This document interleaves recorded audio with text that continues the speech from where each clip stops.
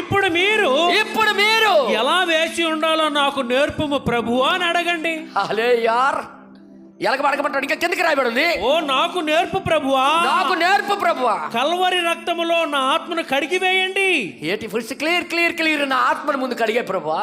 నీ ప్రతి అవసరతను నేను చేరులాగున. ఏటో అంటున్నాడు, ఏదో అంటున్నాడు. నీ ప్రతి అవసరం, దేవుడికి అవసరత ఉందా? నీ ప్రతి అవసరత నేను చేరులాగున, ఇంకా చెప్పాలంటే నేను చేసేలాగున నా చుట్టూ ఉన్న నా వంతెనను కాల్చివేయండి. ముందు నా బిర్జీలు ఉన్నాయి, నాకు సొంత బిర్జీలు ఉన్నాయి. అవసరం వస్తే అవతలకు దాటిపోతుంటాను, అవసరం వస్తే ఇవతలకు వచ్చేస్తుంటాను. ఈ బిర్జీలు ముందు పడగొట్టే ప్రభువా. బిర్జీలు ఉంచుకొని దేవుడి రాజ్యానికి సంతోషపెట్టడం జరగని పని. బిర్జీలు పడగొడతారా? మీ బిర్జీలు ఎన్ని ఉన్నాయో లెక్కేసుకోండి. ఇంటికి దగ్గర తిన్నగా పడుకొని, ఇది ఒక బిర్జీ, అది నాదే, ఇది ఒక బిర్జీ, అది ముందు పగలగొట్టాను ప్రార్థన చేయండి.